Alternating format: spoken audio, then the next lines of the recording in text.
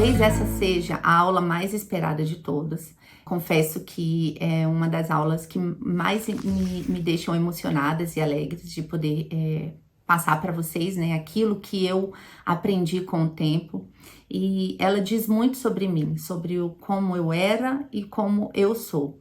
Então, eu estou bem feliz, né, em poder compartilhar com vocês o que eu aprendi durante esses últimos 5 anos, 6 anos, porque eu tenho certeza absoluta que, de alguma forma, tudo que eu falar aqui vai poder agregar e ajudar a te tirar, né, a te tirar dessa situação que talvez você não esteja vendo uma luz. Essa aula eu vou falar sobre a educação da mãe, como ela influencia diretamente na educação dos filhos e como você pode começar a se autoeducar. A partir de onde, como começar, por onde seguir, essa é a intenção. Então, primeira coisa, o que eu gosto de falar é que eu uso uma certa expressão há algum tempo, porque ela, para mim, diz muito e faz muito sentido. Então, eu costumo dizer que a mãe, ela tem 3 fases com relação à educação dos filhos. Primeiro, ela se depara com aquela situação triste, né, uma triste realidade de que o filho não está aprendendo, ou de que o conteúdo não é o adequado, ou que ele está muito resistente a estudar, que ele detesta estudar. E isso você consegue visualizar não só na parte dos estudos, mas no dia a dia, no comportamento dele, com os outros irmãos, com os amigos, com a família. E você se desespera, você fala, meu Deus, tá acontecendo alguma coisa errada, né? Eu preciso intervir, eu preciso fazer algo pelo meu filho. Então, esse é o primeiro momento da mãe, onde ela vê a situação que o filho se encontra e ela vai buscar conteúdo, materiais diferentes, ela vai em busca de um conteúdo melhor, porque o filho talvez não esteja aprendendo aquilo que ele deveria aprender. Conforme ela vai buscando materiais, conforme ela vai buscando metodologias diferentes, ela percebe que não era exatamente isso, que não era exatamente esse o problema.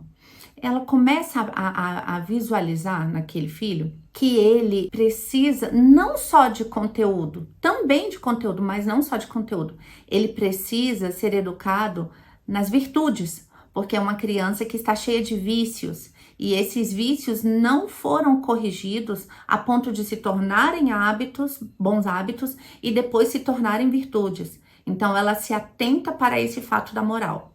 E ela busca ali um curso, busca pessoas que são referências, busca livros e começa a estudar. E aí, nesse momento que ela começa a estudar, ela passa para a terceira fase da mãe, que é aquela onde ela se depara com a seguinte realidade: o meu filho é apenas um espelho, um reflexo daquilo que eu sou. Se ele é um espelho, um reflexo daquilo que eu sou, não vai adiantar de nada eu estudar, eu colocá-lo numa escola muito boa, eu buscar os melhores professores, estudar sobre virtudes, ensiná-lo sobre virtudes, falar com ele sobre vícios, não vai adiantar de nada se eu não mudar.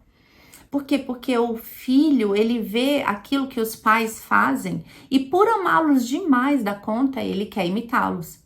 Então, a gente chega nessa terceira fase, né? A gente passou pela primeira fase da mãe, quando ela foca em conteúdo. Segunda fase da mãe, quando ela foca em educar o filho. Terceira fase da mãe, quando ela percebe que o princípio vai ser a autoeducação. E é sobre essa autoeducação que a gente vai conversar, né? Uma das premissas, digamos assim, para que você consiga se autoeducar, consiga traçar um caminho nessa autoeducação, primeiro de todos, é a questão da comparação. Então, por exemplo, se você me olha no Instagram, vê a minha rotina diária, porque ali são apenas recortes do meu dia a dia. Se você vê minha rotina diária e aí olha como eu faço, a Suzana faz isso de manhã, ela faz isso à tarde, ela faz isso à noite. E aí os filhos dela são assim, o outro estuda latim, a outra faz aula de música, então eu vou seguir os mesmos passos. Isso é aquilo que se chama de desejo mimético, né? Você não busca, de fato, o que eu busco. Você me imita, você faz as mesmas coisas que eu faço, né? Você segue os mesmos passos que eu dou. E isso não vai te dar garantia de chegar no mesmo lugar que eu cheguei. Por N motivos, porque a sua vida é de um jeito, a minha é de outro, porque eu, de fato, vou seguir um caminho e você, por mais que me copie, digamos assim, não vai ser da mesma forma, você vai ter outros resultados.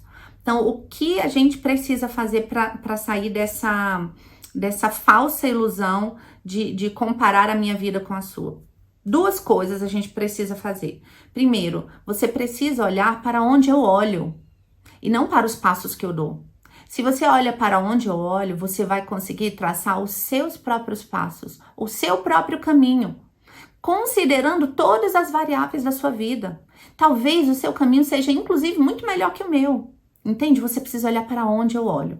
Segunda coisa, a comparação, ela nunca é boa quando ela é feita de uma pessoa para outra, buscando os mesmos objetivos. Você precisa se comparar com o que você era há 1 ano atrás, há 2 anos atrás, há 3 anos atrás.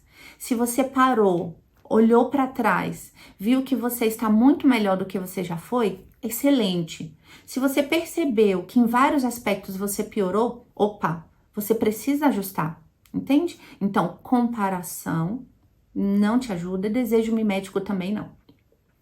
Beleza, feita essa primeira, né, esse alinhamento, digamos assim, agora a gente vai para a parte prática. Quando a gente chega nessa situação de ter que estudar e ter que fazer algo com seus filhos ou da sua própria educação e você não sabe para onde ir, é muito comum que você siga um caminho que não seja mais adequado. É muito comum que você se iluda por uma situação ou outra, ou por uma família ou outra que faz de um jeito e talvez não seja a melhor forma para você, né? É comum que isso aconteça e é esperado que isso também aconteça. Mas uma forma de você conseguir se livrar dessa situação, uma forma de você conseguir acertar esse caminho sem antes ter que errar muito, não tô dizendo que você não possa errar, isso vai acontecer. Na verdade, assim, é impossível que você não erre. Você certamente vai errar, ou no material, ou na metodologia, ou na forma de condução, ou no método, enfim, você vai errar, isso é fato. Mas um jeito de você conseguir driblar esses erros, né, para que você logo acerte, digamos assim, é você olhar para os clássicos, é você olhar para aquilo que foi provado no tempo, é para você olhar para a educação que se dava aos antigos, aquela educação que deu certo, entende? Hoje a gente não tem como avaliar se os métodos de hoje vão dar certo. Por quê? Porque o resultado relacionado à educação, ele só vem com 40 anos, 50 anos, né? É uma geração inteira formada por uma educação que segue uma determinada linha. Então, você não tem como avaliar se a educação atual vai te dar retorno ou não. Mas a gente já consegue avaliar que a educação da geração passada não foi adequada. Que já temos muitos exemplos de que ela foi falha, né? Então, criou pessoas fracas emocionalmente, pessoas que não conseguem pensar por si próprio, que normalmente acompanham a grande massa.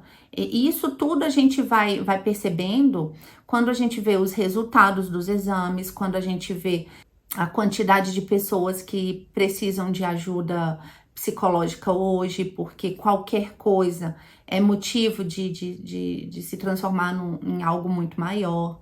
Então, a gente consegue perceber isso. Para você não errar, foca naquilo que deu certo. Foca naqueles educadores que foram validados pelo tempo, né? Naqueles métodos que foram validados pelo tempo. Depois disso, o que você pode fazer? Você pode pedir ajuda para alguém que você tenha plena confiança e que estude bastante sobre educação. Você pode criar um clube de estudos, você pode criar um clube do livro. Se você encontrar, inclusive, pessoas, mães, que tenham o mesmo objetivo que você e que estejam tão perdidas quanto, ou um pouquinho mais à frente que você pode se juntar a essas pessoas para que vocês consigam até a força para estudarem juntas, né? A constância do estudo, algo que é marcado, um compromisso, sabe? Então, esse é uma outra forma de vocês conseguirem evoluir, conseguirem seguir um caminho. Essa questão de não saber para onde ir, entra num outro aspecto, que é a questão da referência. Então, quando você começar a estudar, vai perceber logo no início que existem muitas lacunas, muitos buracos de aprendizado, que você não tem nem ideia de como fazer determinadas coisas. Isso é também muito comum para quem está começando nessa vida de autoeducação, né? Nessa busca da autoeducação. É muito comum que isso aconteça. E ainda que você tivesse uma vida inteira para estudar, né? Ainda que você tivesse intenção reta de preencher todas essas lacunas, você não conseguiria. Por quê? Porque são inúmeras. Então, o que você precisa fazer? Escolha uma delas, escolha um tema que para você é essencial, o qual você deseja realmente estudar com afinco, com profundidade, né? Um estudo honesto mesmo. E escolha esse tema para você. Para os demais, você precisa buscar referências. Tem tanta gente boa e que está estudando determinados temas há mais de 10 anos e que podem te ajudar nesse sentido, que talvez seja até uma irresponsabilidade você querer abraçar o mundo, estudar todos esses temas para já aplicar no dia seguinte com o seu filho, para aplicar na sua própria realidade no dia seguinte, sabe? Então, busque essas referências, se preencha, se fique envolvida por essas pessoas, busque acompanhá-las, vejam como elas conduzem determinadas atividades e siga, né? Veja aquilo que te interessa e siga por esse caminho. E aquele tema que é seu, que você acredita ser essencial e que você se dispõe a estudá-lo, se aprofunde com afinco. Isso vai ajudar em vários aspectos, porque você vai reduzir o tempo que você gastaria para estudar todos aquelas lacunas, aqueles buracos na sua própria educação, mas também e especialmente vai te ajudar a ficar menos ansiosa, porque essa ansiedade em determinados pontos, na maior parte das vezes, ela te causa uma imobilização. Você fica tão ansiosa porque você sabe que são inúmeras vertentes de estudo e que você não vê como seria possível fazer isso, que você não consegue se movimentar, que você fica travado, que você fica ali inerte, você não consegue nem escolher, nem fazer escolhas, entende? Então, escolha essas referências para te ajudar nesse caminho. Uma outra coisa, quando você definir as suas referências, quando você definir o tema que você vai estudar, você precisa também definir um horário para esse estudo. Esse horário pode ser 15 minutos, pode ser 2 horas, vai depender do tempo que você tem disponível. E às vezes a gente tem aquela impressão de que eu vou estudar só 15 minutos, não vou chegar em lugar nenhum. Ou, eu tenho que estudar agora. Poxa, mas é 15 minutos, eu não vou conseguir passar desse conteúdo aqui, eu não vou conseguir passar desse capítulo. Então amanhã eu tento fazer 30 minutos, que aí eu faço o capítulo inteiro, sem ter perdas, né? Ou você pode ainda olhar e falar assim, poxa, mas esses 15 minutos que eu tenho, eu vou ler isso daqui rapidinho, ou vou ler corrido isso daqui para tentar adiantar o máximo possível. São todos pensamentos que não vão te levar a lugar nenhum.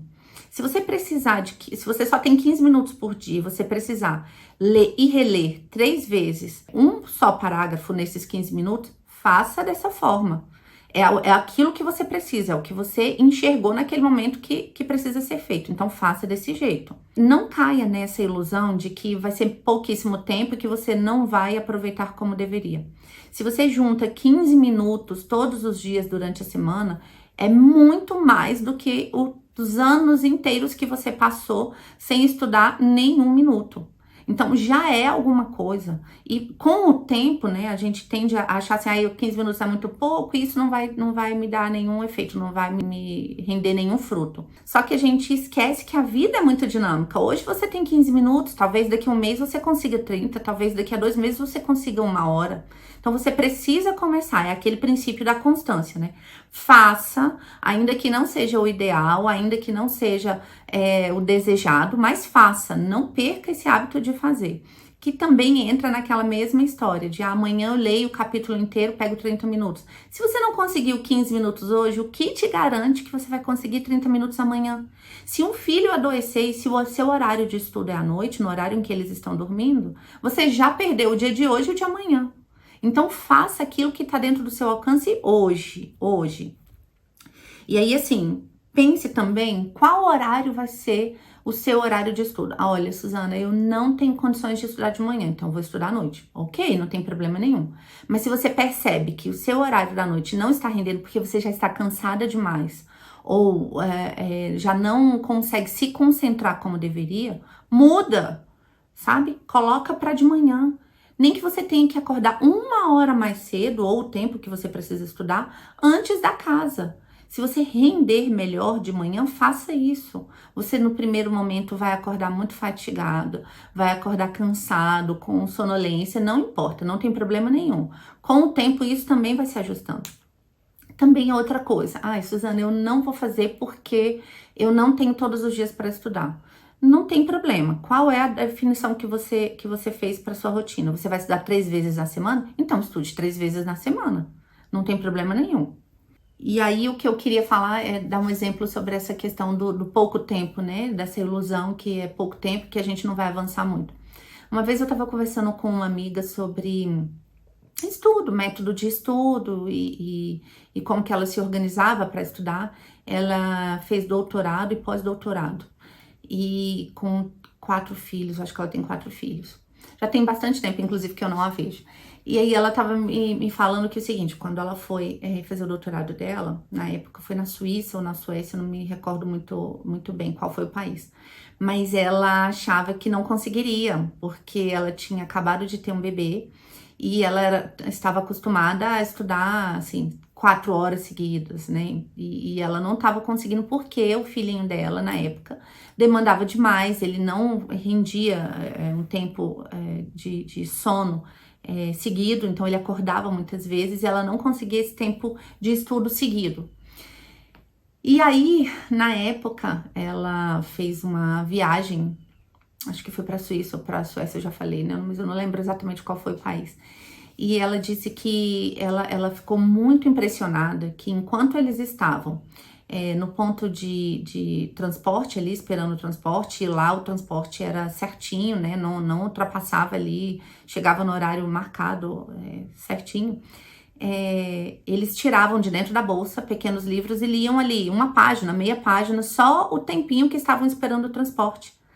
Entende? Então, assim, eles aproveitavam cada minuto. E é isso que a gente tem que incorporar definitivamente na nossa vida. A gente tem que aproveitar o tempo que a gente tem. Se for 1 minuto, se for 5 minutos, se for 10 minutos, se for 15 minutos, se for 1 hora, maravilha. Mas que a gente saiba aproveitar esse tempo. Tá certo? É isso.